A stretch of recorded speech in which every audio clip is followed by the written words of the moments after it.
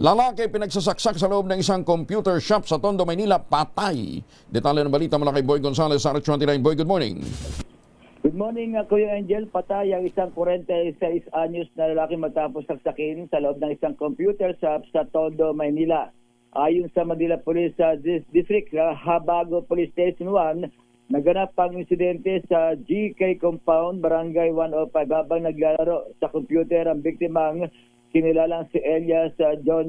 Bigla na lamang umanong sumulpot ang dalawang suspect at paulit-ulit na sinaksak ang biktima. Mabilis na tumakas sa mga suspect at na nakilalang sina Elias Jeffrey at Jefferson na kapwa residente ng Hapilan sa Tondo. Agad na isugod ang biktima sa Gatandres Bonifacio Memorial Medical Center. Ngunit binawian din ang buhay habang ginagamot ng mga doktor. Sa ngayon, nagsasagura ng manhunt operation ang mga otoridad laban sa suspect. Patuloy ang paalala ng mga otoridad sa publiko na makipagtulungan upang agad na magbigay ng informasyon upang mapabilis ang pagkakaaresto sa mga suspect.